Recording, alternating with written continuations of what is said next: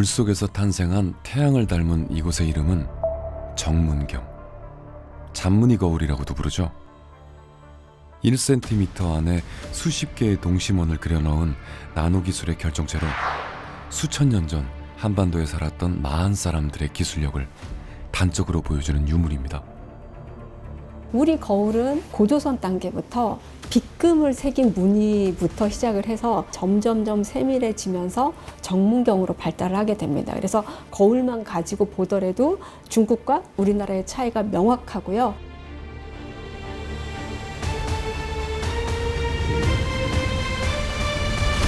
중국의 거울은 우주와 자연, 용과 같은 문양에 글씨를 새기는 방식.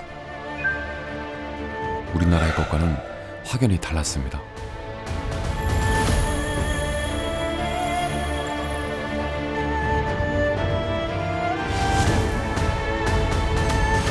그런데 마한의 땅으로 알려진 익산에서 중국의 것이 분명한 청동거울이 그 모습을 드러내 세상을 놀라게 했죠. 2000여 년의 시간을 품고 있는 이 거울에는 어떤 비밀이 숨겨져 있는 걸까요?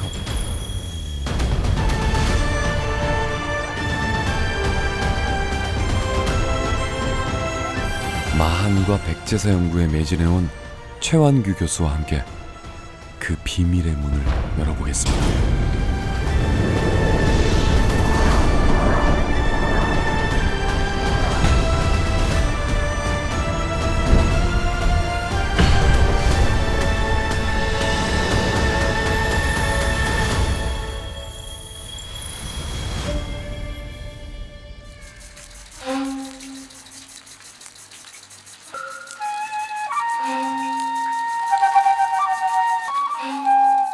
한여름밤, 신비로운 음악과 함께 화려한 레이저 쇼가 펼쳐집니다.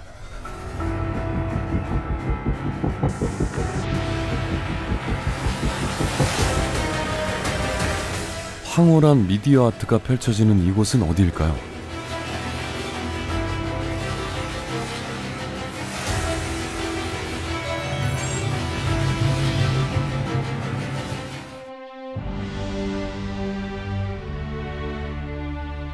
우리나라에서 가장 오래되고 가장 높은 석탑을 품은 유네스코 세계유산 전북 익산의 미륵사지입니다. 이곳을 이야기할 때 빼놓을 수 없는 것이 바로 서동과 선화공주죠. 말을 캐던 서동이 백제 30대 무왕이 되고 왕비였던 선화의 청으로 미륵사를 만들었다는 이야기.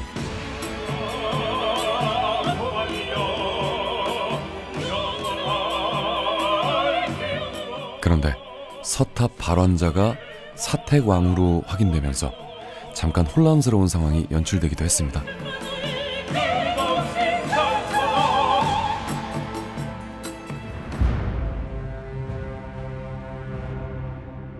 하지만 여전히 많은 이들은 중앙에 가장 먼저 세워졌을 목탑의 주인공이 바로 선화공주였을 것으로 추정하고 있습니다. 1400년 전 새로운 백제를 꿈꿨던 무왕의 원대한 포부가 남아있는 미륵사지. 미륵사지를 품고 있는 미륵산에는 또 다른 왕의 이야기가 전해지고 있습니다.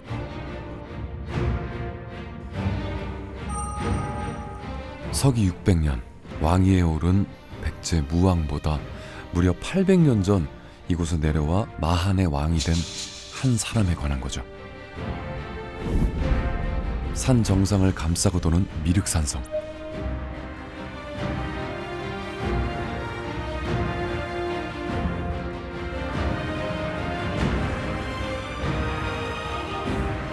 하늘에서도 한눈에 보이는 거대한 건축물의 또 다른 이름은 기준성입니다.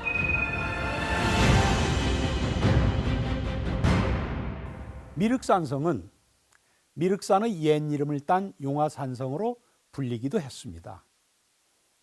최근 발굴을 통해 서기 600년경 유물이 다수 확인돼 백제의 것으로 이야기되는데요. 하지만 그 이전부터 존재했을 가능성도 충분합니다.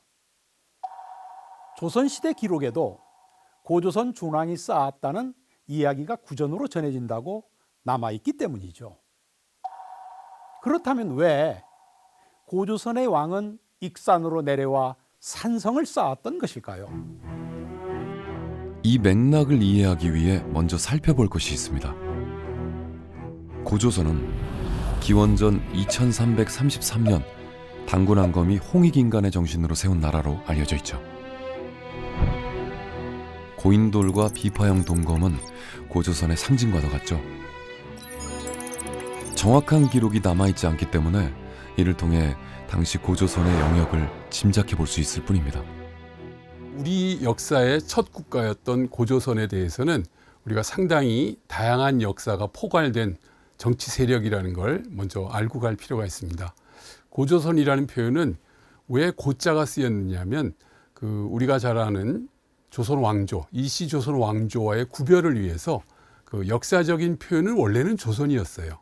그런데 옛 조선이라는 의미로 우리가 구별을 하기 위해서 고조선이라는 표현을 아마도 조선시대부터 그렇게 쓰지 않았을까 추정합니다. 진시황이 중국을 통일하고 흉노족을 막기 위해 만들었다는 만리장성. 단군이 세운 고조선의 역사를 뒤흔든 일대 사건이 발생하게 되는데, 이는 진나라가 망한 뒤 새로운 통일왕조인 한나라를 세운 유방과 관련이 있습니다.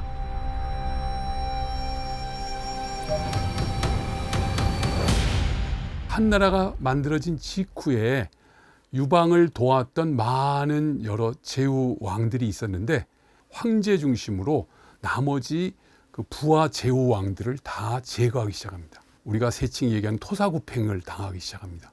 그래서 마지막으로 쫓겨난 사람이 그 유방과 고향 같은 나이 친구 노간이라는 사람이 흉노로 도망갈 때 그 노간의 부하였던 위만이라는 사람 역시 고조선으로 피하게 되는 겁니다. 망명을 하게 되는 거죠. 그런데 그 위만이 반란을 일으켜 고조선의 마지막 왕이었던 준왕은 바닷길로 피난을 떠나게 됩니다. 중국 기록에는 준왕이 신하들과 함께 산이라고 부르는 땅에 이르러 그곳의 왕이 되었다고 적어놓았죠. 이 사건을 일반적으로 준왕의 남천이라고 부르는데, 고조선 준왕이 남쪽으로 옮겨갔다는 뜻입니다. 준왕이 남천했다고 알려진 땅이 바로 미륵산성이 자리한 익산인 겁니다.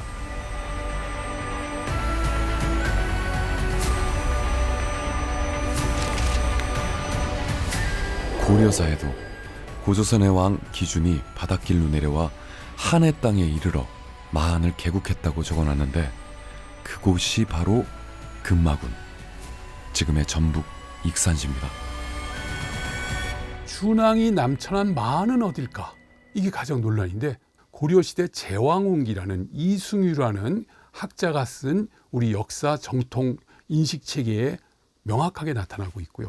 그것이 고려사지리지, 세종실록지리지, 신증, 동국묘지, 승남 모든 국가의 관찬사서에 그대로 계승이 되면서 바로 그곳이 지금의 전라북도 익산 지역이다. 명확하게 얘기합니다. 이런 문헌적 기록에 나타난 내용을 놀랍게도 고고학적 자료가 입증을 해주는 사건들이 나타나기 시작합니다.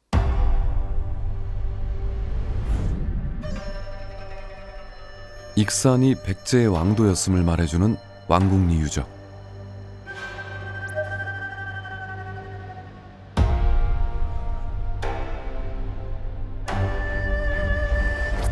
미륵산이 한눈에 보이고 왕궁리 유적에서 차로 3분이면 닿는 거리. 지금은 붉은 맨살을 드러낸 이곳에서 기원전 2세기 준왕의 남천을 증언해줄 단서가 확인된 겁니다. 익산과 군산 일대에 잠들어 있던 청동기와 초기 철기 시대 유물이 한자리에 모여있는 이곳 박물관에서 평장리의 것도 만날 수가 있죠.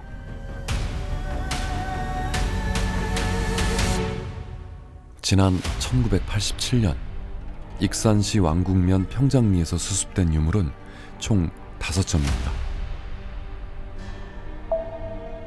바로 이 한국식 동검과 청동으로 만든 창 그리고 청동 거울이었죠. 그 가운데 특히 이 거울은 고고학계를 놀라게 하기에 충분했죠. 이 거울의 명칭은 사엽 사리문경 혹은 사엽 사룡문경이라고 하는데요. 사엽 그러니까 4개의 잎이 있고 사리라는 것도 리도 용을 뜻하는 거거든요. 4개의 잎과 4개의 용이 있는 거울이다 이렇게 생각하시면 되고요. 사실은 잎이라고 했지만 잎이 아니고 꽃봉오리입니다. 피지 않은 꽃봉오리가 4방향으로 뻗쳐 있고 그 사이에 4마리의 용이 있는 그런 거울입니다. 한나라가 건국된 시점 그 이전으로 올라가든지 아니면 그 바로 직전 정도에 만들어진 거울이거든요. 평장리에서 나온 중국제 거울과 비슷한 시기의 것들을 만날 수 있는 국립청주박물관. 가장 잘 보이는 곳에 한 독지가가 기증한 청동 거울이 자리하고 있습니다.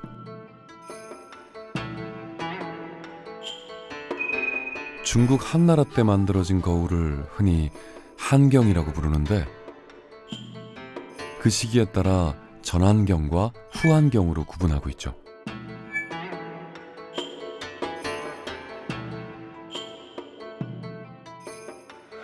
전한시대에 만들어진 이런 거울은 명대경이라고 하는데 한자로 쓰인 글씨가 동그랗게 띠를 이루고 있는 것이 특징입니다.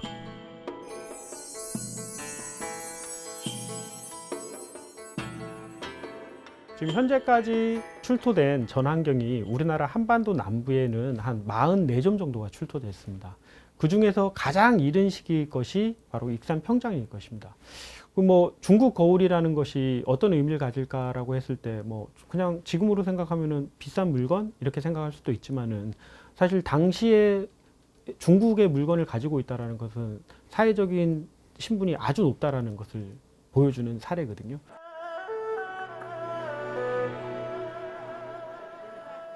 사람들의 눈길을 사로잡는 것은 다름 아닌 샘물.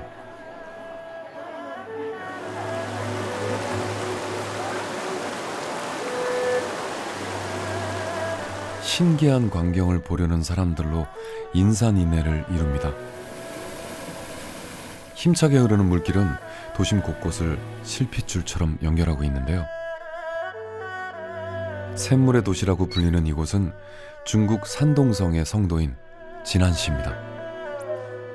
춘추전국 시대 제나라 땅이었던 곳이죠. 이 유서 깊은 도시의 자랑거리 가운데 하나는 바로 박물관입니다.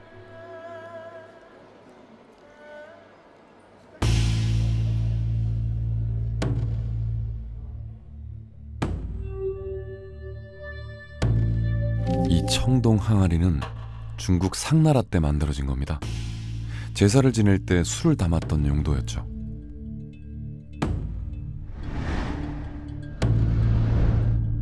용의 형상을 한 손잡이.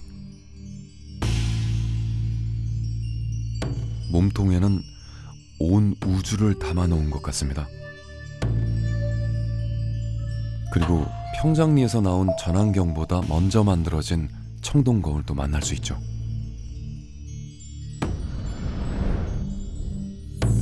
용 문양 사이를 뚫어 만든 투조 형태의 이 거울은 청동기 주조 기술의 결정체를 보는 것 같습니다.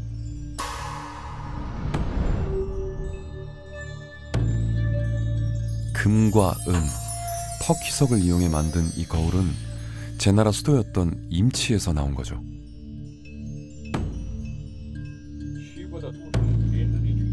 익산 평장리에서 나온 청동 거울의 비밀을 찾기 위한 여정.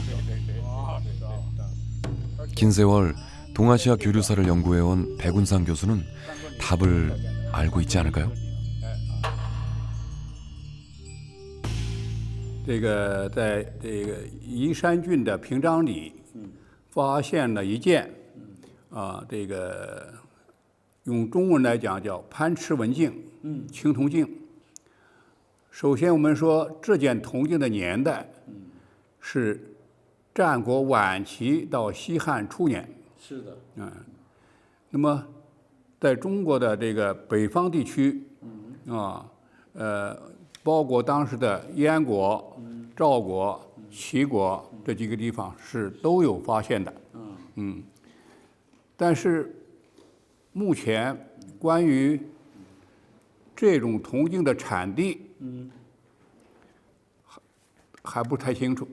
但是在我看来，有可能是沿着黄海水路，有山东地区，或者是这个燕国的地区，传到了这个宜山郡的平章里。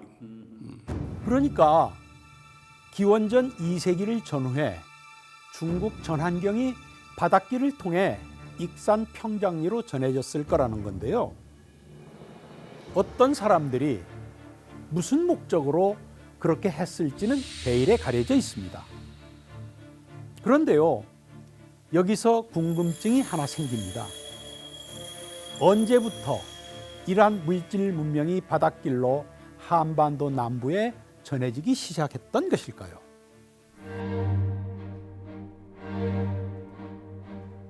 부여 송국리 유적을 먼저 만나볼까요? 청동기 시대 주거 형태가 잘 남아있어 당시의 생활상을 짐작케 하는 아주 중요한 곳이죠. 이를 통해 당시 집약적인 농경 생활을 했다는 것을 확인할 수 있었습니다. 학계에선 최초로 확인된 유적의 지명을 딴 송국리형 문화라고 부르는데 이를 대표하는 유물이 바로 토기입니다. 납작한 바닥에 좁은 굽, 그릇의 윗부분은 막 피어난 장미꽃 봉오리를 닮았는데 흔히 송국리식 토기라고 부르죠.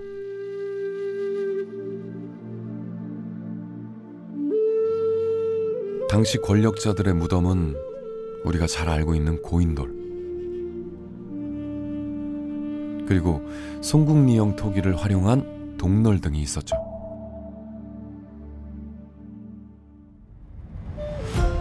이런 송국리형 유적이 집중된 대표적인 유적은 보령 관창리와 서천 당정리, 익산 영등동이 있습니다. 당시 이런 곳에 살던 사람들을 대한민국의 뿌리가 된 마한의 토대, 즉 기층 세력이라고 말할 수 있죠. 그런데요, 익산 영등동이 한눈에 보이는 바로 이곳에서 송국리형 문화와는 전혀 다른 집단의 이주를 말해주는 단서가 모습을 드러냈습니다. 골프장이 들어서기 전 발굴 조사를 했는데 토광묘가 확인된 겁니다. 이전과는 달리 나무 너를 만들어 시신을 땅속에 묻는 새로운 형태의 무덤이었죠. 이 무덤에서는 철기는 물론 송국리식 토기와는 다른 형태의 그릇이 나왔는데요.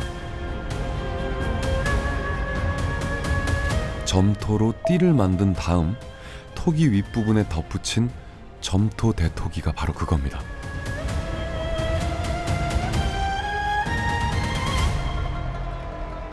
그리고 검은색 광택의 긴 목이 특징인 검은 간토기도 새로운 집단의 등장을 말해주고 있습니다.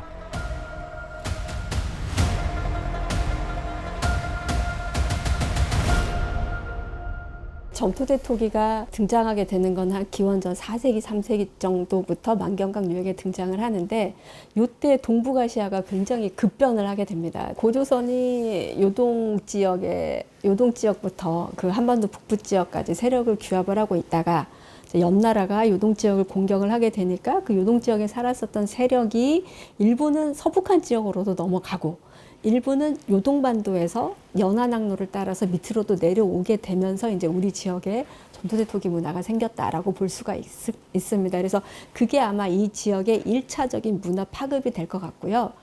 한반도 남쪽에서 고인돌 무덤을 쓰던 사유 집단은 규모가 작은 옹간묘를 사용했던 송국리형 사유보다 견고한 유대감을 가지고 있었을 겁니다.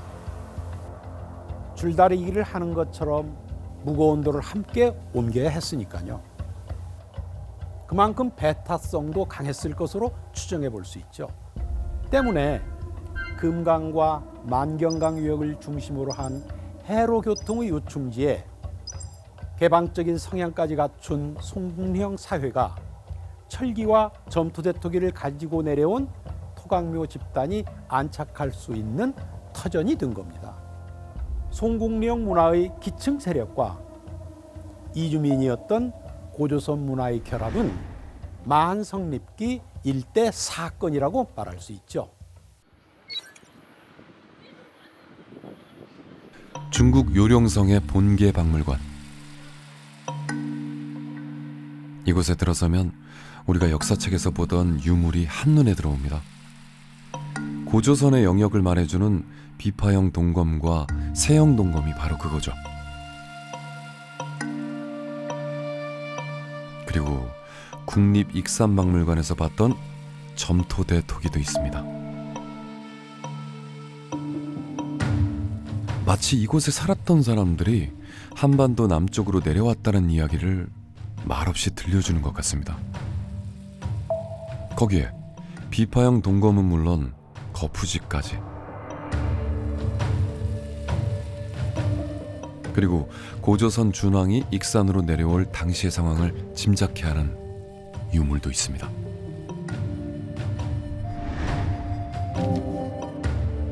기원전 267년 진나라에서 만들어진 이 무기는 진나라가 고조선까지 세력을 확장하려 했던 이야기를 들려주고 있죠. 그리고 연나라의 청동창과 그 마지막 왕의 이름이 남아있는 이런 무기들은 국경을 맞대고 치열하게 경쟁했을 고조선을 떠올리게 합니다.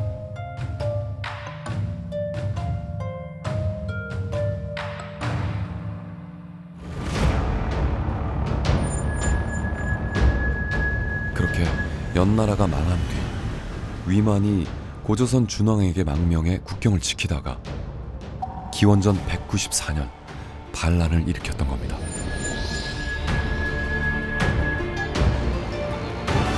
준왕을 축출을 하고 이제 위만이 고조선을 차지하게 되는데, 그때 내려오니까 기원전 194년경에 내려오면서 준왕 집단이 아마 철기 문화를 가지고 내려오지 않았을까. 그래서 이쪽 지역에 그게 아마 2차의 문화 파급이 되지 않나 싶고요.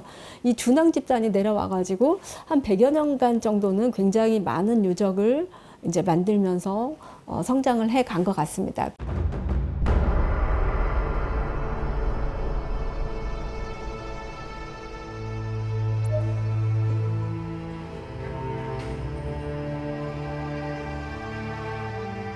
고조선 준왕이 마한의 땅으로 내려온 것을 보여주는 특별한 전시가 열렸습니다.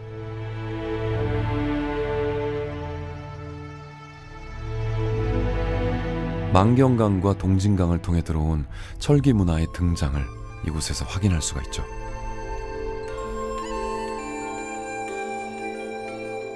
고조선의 영토였던 지금의 북한 땅에서 나온 초기 철기 시대의 것과 유사한 형태의 쇠낫도 보입니다.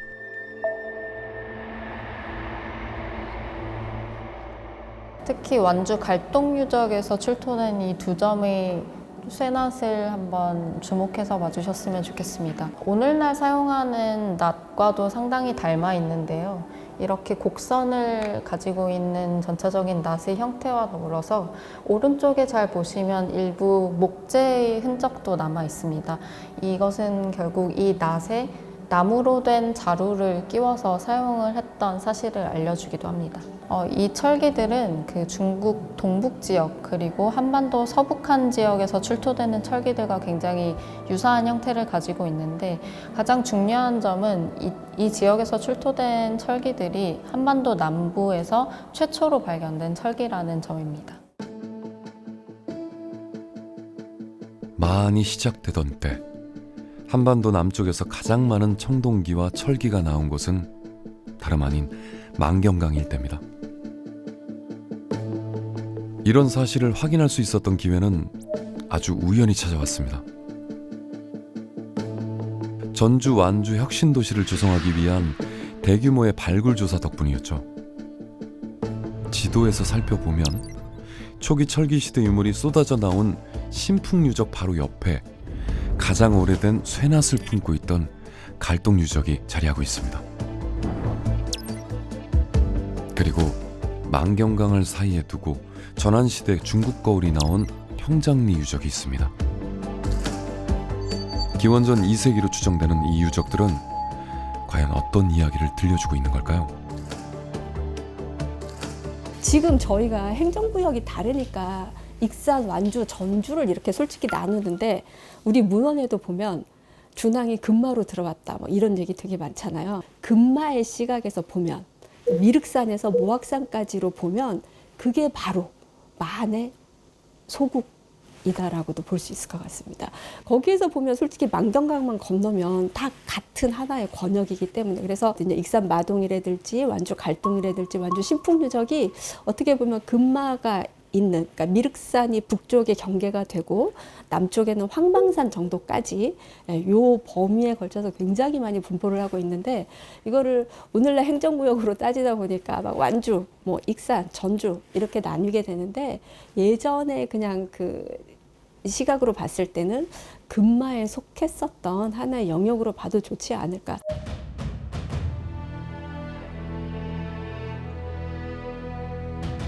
한국식 동검과 그것을 만들던 거푸집이 발견된 곳은 완주 갈동유적. 그런데 바로 인근 상림리 유적에선 이와는 전혀 다른 형태의 청동검이 세상을 놀라게 했죠.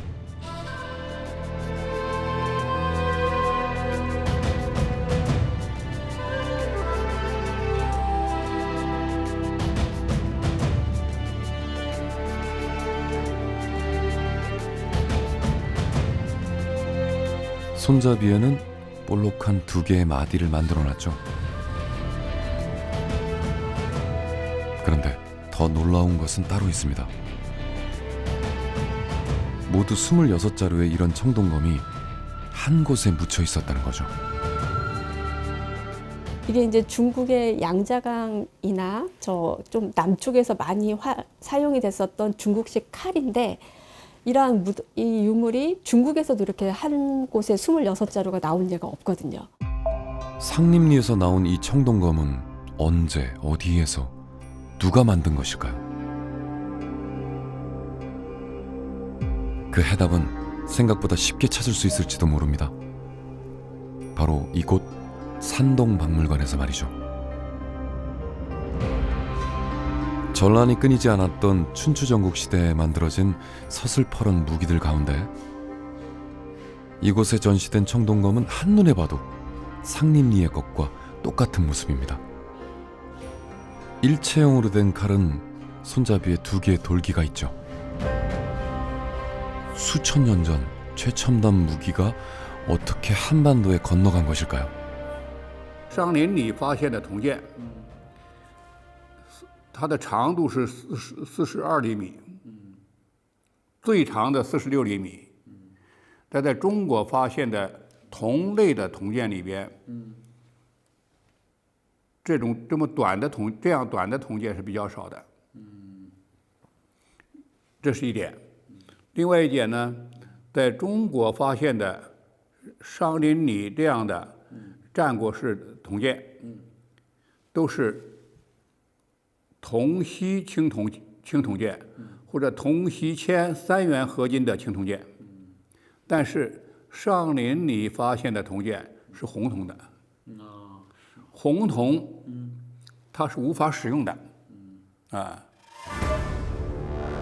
백운상 교수의 말을 듣고 찬찬히 다시 살펴보니 살상 무기로 사용하기에는 다소 무른 재질로 보입니다. 그렇다면 상림리에서 발견된 이런 전국식 청동검은 어떤 이들이 만들었을지 더욱 궁금해집니다. 기원전 334년 초나라의 공격으로 나라를 잃은 월나라 장인들이 유력하게 거론되곤 합니다. 灭亡以后，文献有记载，就是越国的这贵族就漂流到海上去了。而在当时，铜剑的铸造不是民间的生产，而是什么呢？是属于各国家控制的，因为它是一种这个很重要的武器。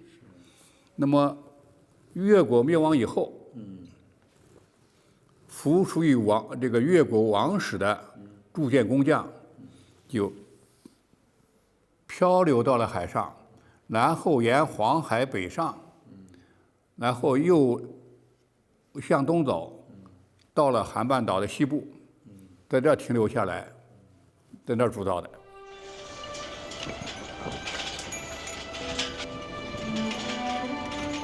수많은 이들의 염원에 바닷바람이 응답을 해주는 듯합니다.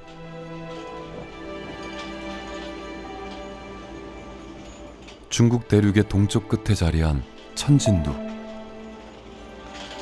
하늘의 끝이라는 뜻입니다. 이곳은 산동성의 웨이하이시. 지도에서 보면 우리나라와 얼마나 가까운지 한눈에 알 수 있죠. 진시황이 이곳을 2번이나 찾았는데 그중 한 번은 불로초를 찾기 위한 것이었다고 전해집니다. 2200여 년 전이나 지금이나 바다는 세상을 연결하는 가장 빠른 길이었을 겁니다.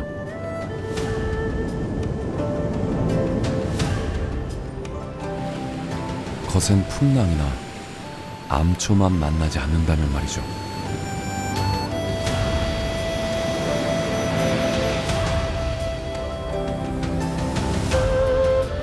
난파선을 발굴한 자리에 들어선 복내 해상 실크로드 박물관. 수백 년 동안 뻘 속에 잠들어 있던 배가 이렇게 온전한 모습으로 남아있는 게 신기할 뿐인데요. 더 놀라운 건 이곳에 전시된 4척의 배 가운데 절반인 2척이 14세기에 침몰한 고려의 것으로 추정된다는 겁니다. 뾰족한 중국의 곳과는 다르게 평평한 바닥이 가장 큰 차이점이죠.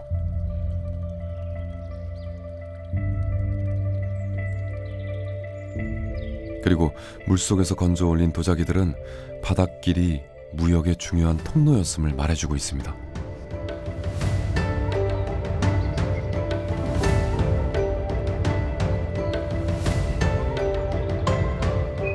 해상 실크로드 박물관이 자리한 펑라인은 고려시대까지 산동반도를 대표했던 항구 도시입니다.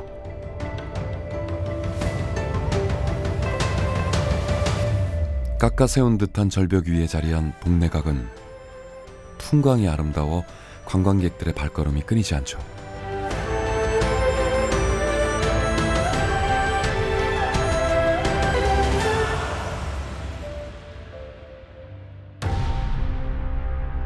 서해와 발해만을 마주한 이곳은 우리의 역사와 깊은 관계가 있는데요.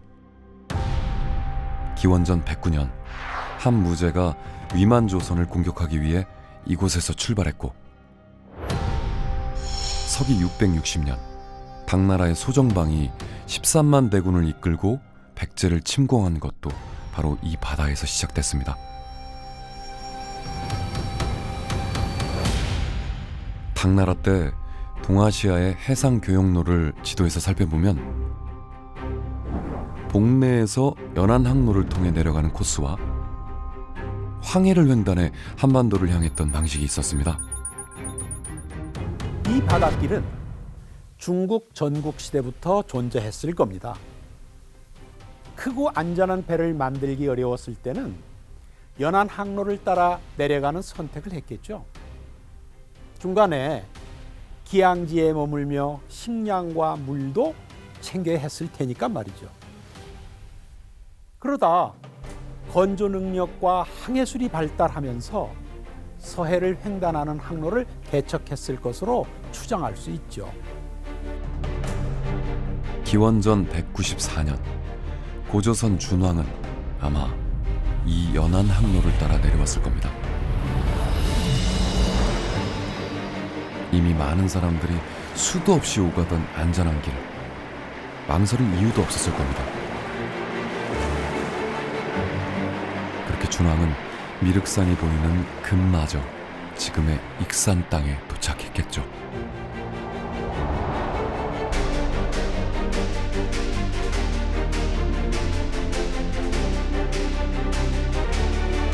고조선이라는 나라가 원래 어떤 나라였느냐라고 했을 때 사실 교역을 되게 잘하는 나라였다라고 우리가 추정을 하고 있거든요.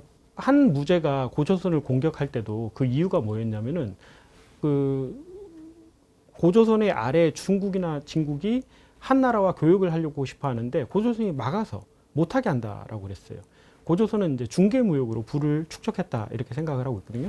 그렇기 때문에 고조선에게는 분명한 교역망이라는 게 분명히 존재하고 있었고 그 교역망에는 이 해로로 그 서해안을 따라서 이렇게 연결되는 그런 해로로 교역망을 가지고 있었습니다. 아마 익산은 해로로 연결되는 그 교역망에 아마 중심에 있었던 것 같고요. 그렇다면 고조선 준왕이 익산으로 남철할 때 타고 왔던 배의 모습이 궁금해집니다. 해상 실크로드 박물관 벽면에 새겨진 옛 배들의 모습 가운데 당시를 떠올려 볼 수 있는 단서도 있지 않을까요?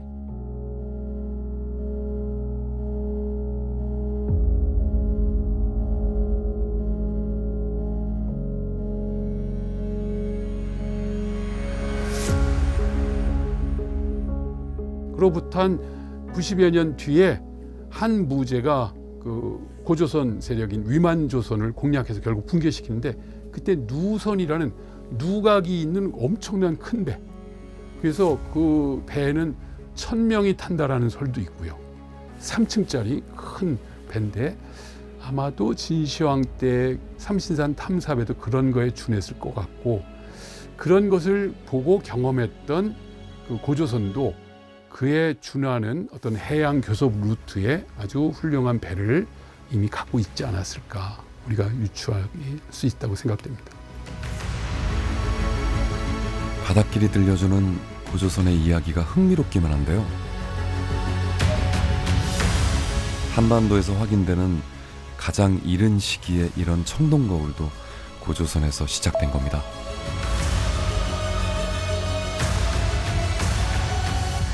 이게 이제 고조선을 상징하는 유물이 바로 이런 단유경이거든요. 고리가 2개나 3개가 있어가지고 중국에 있는 한경하고는 다른데 이게 고조선의 영역이 줄어들면서 단유경의 분포 범위도 줄어들게 됩니다. 당연히. 그래서 나중에 이제 이게 기원전 한 2세기경이 되면 정문경이라고 해가지고 굉장히 세밀한 거울로 바뀌게 되는데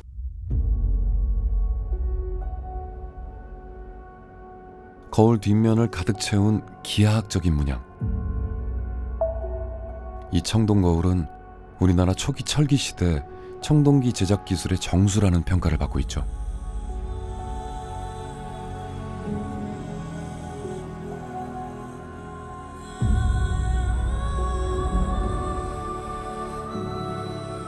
수천 년 전 이 땅의 권력자가 목에 걸었던 이런 청동거울은 여전히 보는 이를 압도하고 있는 듯합니다.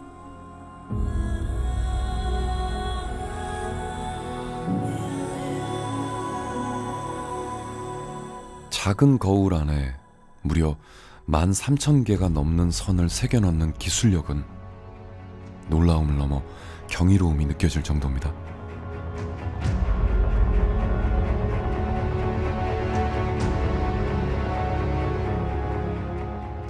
이 거울을 보시면 실제 크기가 큰 거는 막 20cm 정도 내지는 뭐 16cm 정도 그 정도 크기고 무게는 한 500g 정도. 실제 이 정문경은 우리나라 청천강 이남에서부터 일본의 구주 지역까지만 나오고 현재까지 보면 한 70매 정도가 확인이 됐는데요. 그 중에서 3분의 1이 바로 이 전라북도 완주, 전주 뭐 요 지역에 밀집돼 있거든요. 그래서 어떻게 보면 전 세계적으로 당시에 가장 발달된 청동기 제작 기술이 있었던 메카가 바로 이 마한 지역이다라고 볼 수가 있을 것 같습니다.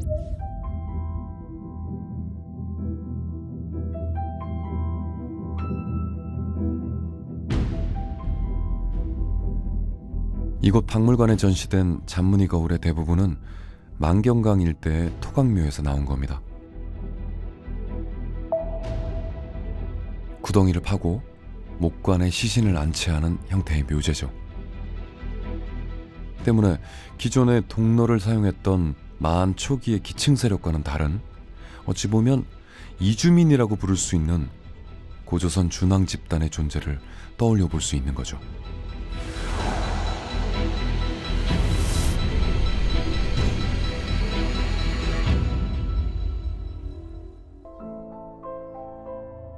학계에선 기원전 2세기의 것으로 추정하고 있는데 이는 준왕의 남천과 시기적으로 일치한다고 말할 수 있죠. 마한의 땅. 당시 만경강 일대에서 청동기와 초기 철기 문화가 꽃피울 수 있었던 특별한 비밀이 여기에 있었던 겁니다. 마한 성립기에 있어서 매우 중요한 핵심은 송국령 문화, 그리고 점토토기 문화, 항숙동건 문화가 우호적으로 친연적으로 결속이 되고 결합이 되어서 마한의 어떤 기층 문화를 형성을 했다라는 점입니다. 준왕의 남래를 전후하는 시점의 어떤 문화적인 변혁은 매우 컸을 거라고 생각이 되는데, 이러한 철기 문화의 보편성, 그리고 그러한 철기 문화를 바탕으로 50여 개 이상의 마한이 발전해가는 어떤 원동력이 되었을 거라는 것은 뭐 의심의 여지가 없을 거라고 생각이 됩니다.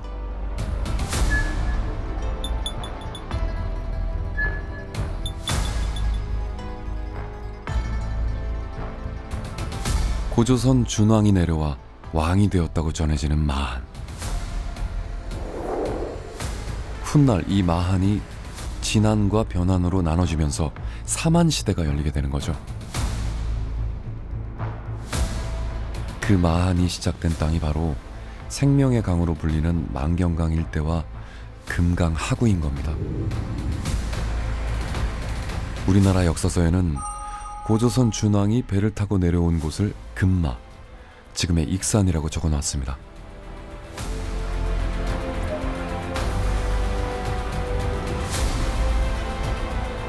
그런데 이를 허무맹랑한 이야기로 여기고 여전히 믿지 못하겠다고 말하는 사람이 있는 것도 엄연한 현실입니다.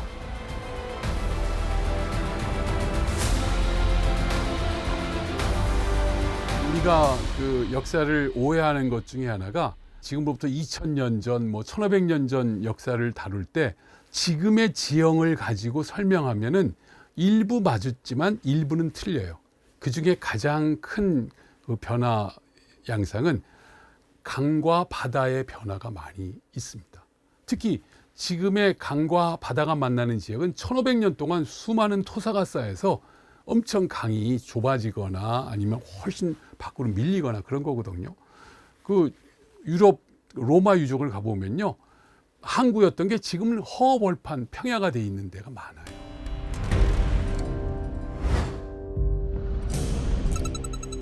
예부터 호남 3대 수리시설로 알려진 익산의 황등제.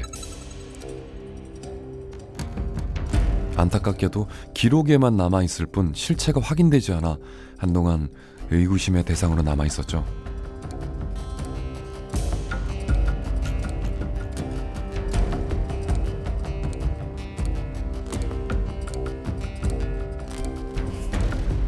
그런데 지난 2021년 땅속에 잠들어 있던 황등제의 실체가 그 모습을 드러냈습니다.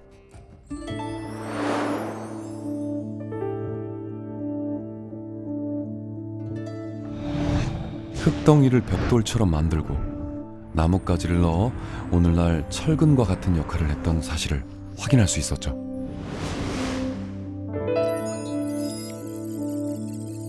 과학적 방법을 통해 연대를 측정했더니 1차 공정, 그러니까 처음 축조된 때는 기원전 3세기경으로 밝혀졌습니다.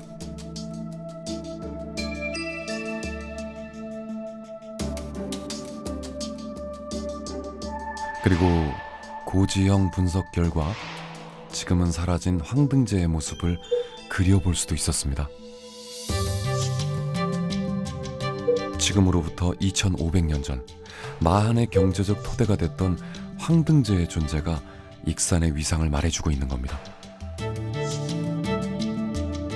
마한 역사의 출발지라고 할 수 있는 그 지역의 원래 이름이 정확히 뭔지 아세요? 금마저예요. 저가 물가저자예요. 근데 한자 사전을 통해 보면은 저라는 것은 물과 물 사이에 사람이 사는 공간, 아주 크지 않은 공간. 바로 금마저는 저 금강과 만경강이라는 거에 둘러싸여져서 어찌 보면 독립적인 그 하나의 그 반도 같은 공간이기도 하고 독자적인 영역이 그려지는 그런 공간이고, 이 저가 중국의 양저 문화라고 해서 중국 문명의 장강문화의 아주 중요한 거점 중에 하나인데, 그런 것처럼 문명 중심의 핵심 어떤 요건을 갖추고 있는 지역이 금마저였던 거예요.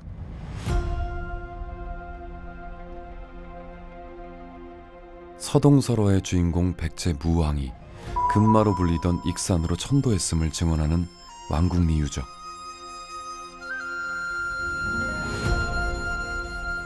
한가운데 자리한 정원 유적은 백제 왕궁의 완결성을 더해주는 대표적인 사례로 회자되곤 합니다.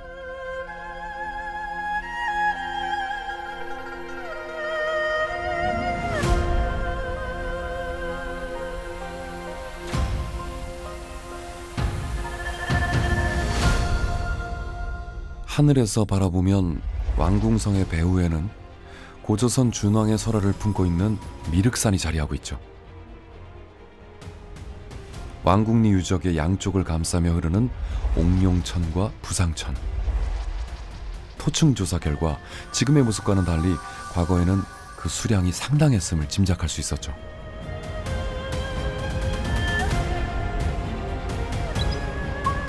지도를 통해 살펴보면 왕궁리 유적이 만경강과 금강으로 연결된 것을 쉽게 확인할 수 있습니다.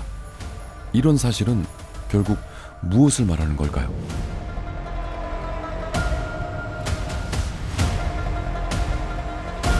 고조선 준왕의 남래를 파악하는 데 있어서 그 중국, 한국, 일본과 연결되는 거대한 해양 교역 루트가 중요한 핵심적인 그 파악의 대상이 되어야 된다는 것이고요. 그 과정에서 이 전라북도 권역이 매우 중요한 금강, 만경강, 동진강, 이 중요한 강들이 합류하는 그 일대거든요. 그래서 여기가 해상 교류의 중요한 거점이었고, 그 자리가 바로 지금 말씀드린 익산을 중심으로 한 마한의 영역으로 자리매김을 한다. 마한이 시작된 땅, 익산을 증언하는 유물이 모여있는 곳.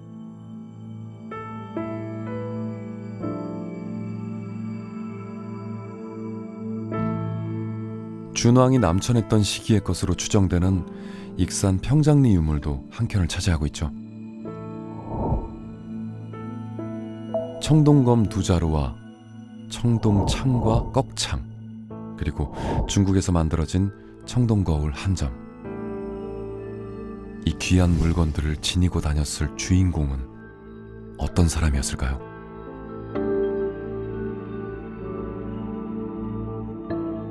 당시에 한반도 남부의 지배자라는 것을 보여주는 대표적인 무덤은 한평 초폴이나 화순 대곡리에서 나오는 단유 세문경을 가지고 있는 사람들입니다. 이 사람들은 뭘 가지고 있냐면은 방울을 가지고 있거든요. 방울을 가지고 있는 사람, 어떤 사람이라고 생각합니까? 다 무당, 제사장이라고 생각할 수 있잖아요. 그에 반해서 익산 평장리의 사람은 단유경이나 방울을 가지고 있는 사람이 아닙니다.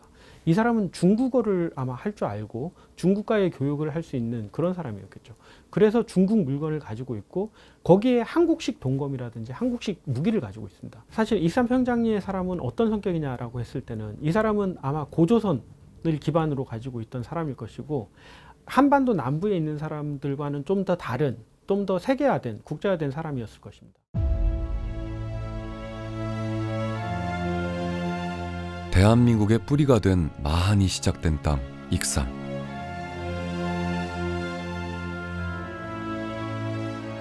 송국리형 토기로 불리는 이런 그릇을 썼던 사람들은 말 그대로 수천 년 전부터 마한 땅의 주인이었을 겁니다. 그리고 기원전 4세기 전후부터 북쪽에서 내려온 이주민들이 있었죠. 송국리형 토기와는 전혀 다른 토기의 존재가 이를 말해주고 있습니다.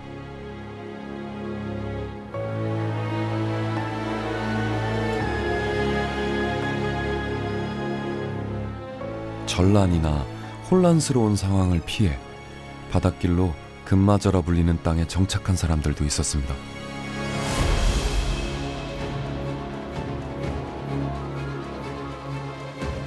준왕의 남천은 일대 혁명과도 같은 사건이었죠.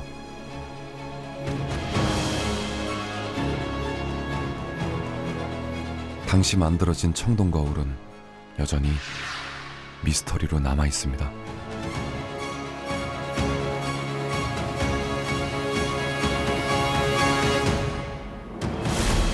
그리고 전한시대 만들어진 중국제 청동 거울이 새로운 문물이 교차했던 해상 실크로드의 정점이 익산이었음을 증언하고 있습니다.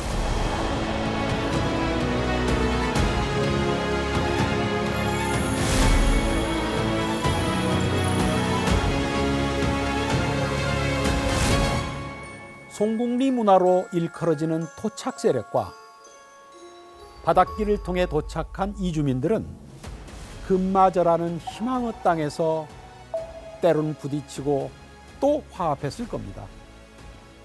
익산을 비롯한 만경강 일대는 문명이 충돌하는 문화의 용광로가 되어 한반도 고대 문화의 르네상스를 꽃피웠던 겁니다.